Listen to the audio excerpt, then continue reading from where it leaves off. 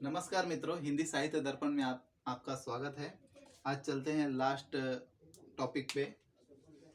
CC3 learning and teaching, अधिगम एवं शिक्षण, यूनिट 1 का सी।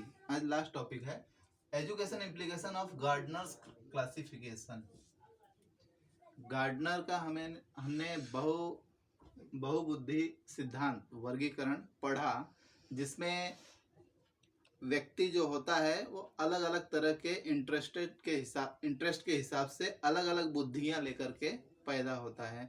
जैसे किसी को भाषा का ज्ञान है तो लिंग्विस्टिक स्टैटिक बुद्धि, जिसे मैथ का और लॉजिक का ज्ञान है वो मैथ वाला हो गया, और जिसे भाषा का ज्ञान है वो लिंग्विस्टिक हो गया।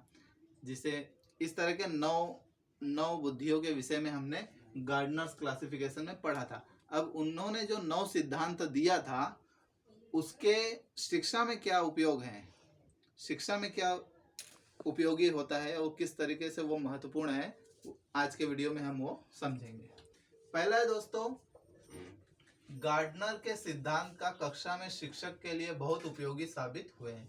गार्डनर का सिद्धांत जो है छात्र से ज्यादा शिक्षक के लिए बहुत उपयोगी होता है, क्योंकि शिक्षक को ये समझ में आता है कि ये छात्र किस तरीके से किस लर्निंग स्टाइल में वो पढ़ता है और किस तरह की वो उसकी बुद्धि है, उसको समझ करके उस तरीके के शिक्षण सामग्री और टीचिंग एड और मेथड ऑफ टीचिंग का उपयोग करके वो बच्चों को समझाने की कोशिश करता है।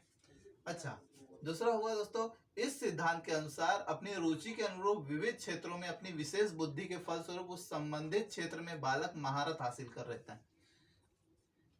इस सिद्धांत से यह सिद्ध होता है, इस सिद्धांत से ये क्लियर होता है कि जो बच्चा जिस चीज में उसकी रुचि है, जैसे एक बच्चे को मैथ्स बहुत अच्छा लगता है तो वो उस क्षेत्र में जहां तक उसकी चरम सीमा है स्पेशलिस्ट बन जाता है उस क्षेत्र का, और उसी में वो आगे अपनी शिक्षा ग्रहण करता है, कैरियर बनाता है और उसी में वो महारत हासिल कर लेता है। वही चीज दूसरे में बताया है कि इस सिद्धांत के अनुसार जो बच्चे में इंटरेस्ट होता है, जो बच्चे महारत हासिल करते हैं जिस बुद्धि में, उसी में उनका कैरियर आगे बनता है। आगे तीसरा है दोस्तों, शिक्षक को पढ़ाते समय यह ध्यान रखना चाहिए कि सभी प्रकार की बुद्धि का अपना अलग महत्व है, सबको समान रूप से देखना चाहिए। कोई बच्चा मैथ्स में अच्छा है लेकिन भाषा उसकी कमजोर है, कोई भाषा उसकी अच्छी है लेकिन मैथ्स अच्छा नहीं है, और कोई संगीत के द्वारा सीखता है। तो ऐसे अलग अलग तरीकों के बच्चे एक ही क्लासरूम में होते हैं, तो शिक्षक को सिर्फ जो चालाक बच्चे हैं, जो इंटेलिजेंट बच्चे हैं, उन्हीं पर ध्यान नहीं देना चाहिए, और जो कमजोर बच्चे हैं उनकी क्या कमजोरी है, वो कैसे ठीक की जा सकती है, किस शिक्षण विधि का प्रयोग करके उसे ठीक किया जा सकता है, उसका प्रयोग शिक्षक छात्रों के लिए करता है। चौथा है दोस्तों, पारंपरिक शिक्षा पद्धति में बदलाव के लिए गार्डनर का सिद्धांत मील का पत्थर साबित होगा।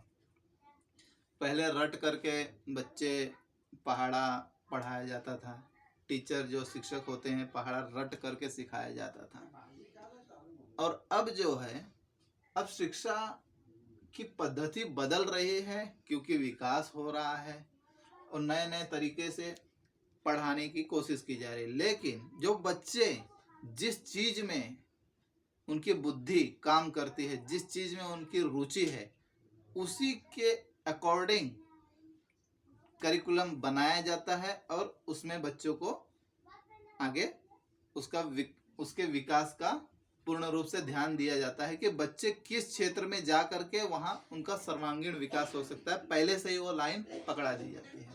तो दोस्तों, ये हो गया गार्डनर के सिद्धांत शिक्षा व्यवस्था में मील का पत्थर साबित होगा। नेक्स्ट है दोस्तों, इस सिद्धांत के कारण शिक्षक को अपनी शिक्षा का दायरा बढ़ाने में मदद मिलती है।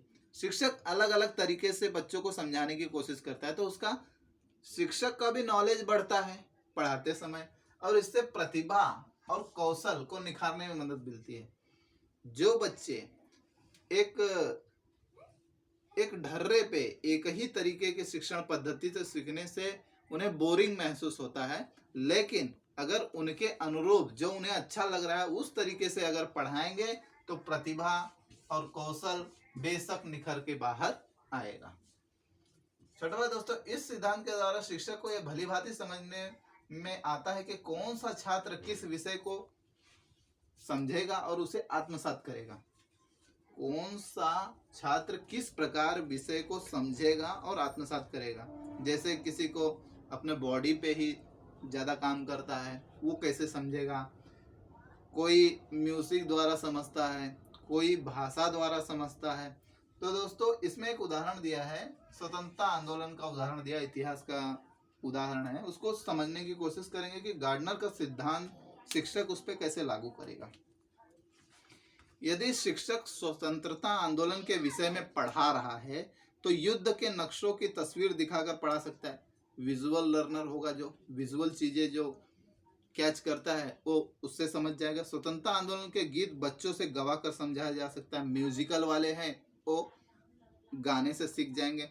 स्वतंत्रता के गीत का आयोजन समूह के रूप में कर सकते हैं। जो समूह में काम करते हैं ऐसे लोगों को ग्रुप वर्क दे सकते हैं। इस तरह के आयोजन से बच्चों में पढ़ाई के प्रति उत्साह नजर आता है और इसी विषय को अन्य तरीके से पढ़ाया जा सकता है। इस तरीके से डीप नॉलेज मिलता है।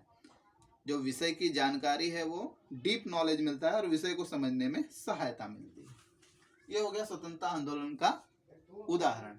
अगला है दोस्तों, प्रत्येक छात्र इन सभी बुद्धियों को लेकर पैदा होता है। कोई भी छात्र हो उसके पास कोई भी स्पेशलिस्ट हो सकता है जन्म से कि उसमें किसकी रुचि होगी। सभी विद्यार्थियों का अलग अलग बुद्धि को लेकर कक्षा में आते हैं। कक्षा में जो आता है उसकी एक जो अनुवांशिक गुण होता है वो पहले से डेवलप होता है। इसका मतलब है कि प्रत्येक छात्र यूनिक होता है, कोई शक नहीं है। अपनी अच्छाई और कमियों को लेकर के वो कॉलेज में या स्कूल में आता है, कक्षा में आता है। इससे शिक्षक को यह पता चलता है कि कौन सा बच्चा किस तरीके से समझेगा, अकॉर्डिंग टू गार्डनर्स क्लासिफिकेशन। 8वां दोस्तों, सभी लर्निंग स्टाइल को एक कक्षा में पढ़ाना संभव नहीं है। कुछ थ्योरीज ऐसी होती हैं कि जब वो बनी है तो उस समय वो उस समय के कालक्रम के अनुसार वो ठीक थी। लेकिन जैसे जैसे समय बदलते रहता है, कालांतर में वही चीजें एक कक्षा में करना असंभव है। अगर गार्डनर क्लासिफिकेशन को देखें तो 9 तरह की बुद्धियां हैं और 9 तरह की बुद्धियों को अगर बच्चों को कैटेगराइज किया जाए तो अलग अलग बुद्धि के अलग अलग समूह बन जाएंगे और अलग अलग समूह को एक ही क्लासरूम में पढ़ाना मुश्किल है। इसलिए ये कुछ थ्योरी की कुछ कमियां भी होती हैं। कुछ सकारात्मक तत्व होते हैं तो कुछ नकारात्मक तत्व भी होते हैं। फिर भी शिक्षक छात्रों को बताता है कि किस प्रकार की बुद्धि का विकास किया जाए, कि जिस बुद्धि में बच्चा कमजोर हो उसका विकास कैसे करे। लेकिन शिक्षक क्या करता है कि अच्छा समझो कि उसका भाषा कौशल अच्छा है तो उसे म्यूजिक की तरफ कैसे जाना चाहिए, उसका विकास कैसे करे। उन कमजोरियों को शिक्षक जो है उसे विभिन्न टीचिंग मेथड, टीचिंग एड के द्वारा उसे समझाने की कोशिश करता है। तो दोस्तों, ये आज के वीडियो में हमने देखा कि गार्डनर्स क्लासिफिकेशन का एजुकेशन इम्प्लीकेशन क्या है, शैक्षिक निहितार्थ क्या है। कि गार्डनर के जो 9 बुद्धि का सिद्धांत उन्हें मल्टीपल इंटेलिजेंस के विषय में बताया था, उसका शिक्षा में क्या उपयोग होगा। तो दोस्तों, आज हमारा यूनिट 1 लर्निंग एंड टीचिंग का यूनिट 1 यहाँ पे समाप्त होता है। और जो अभी दोस्तों देख रहे हैं वीडियो को लाइक करें, शेयर करें, सब्सक्राइब करें। और दोस्तों मिलते हैं अगले वीडियो में कुछ नए विषय को लेकर के। तब तक के लिए दोस्तों धन्यवाद, नमस्कार।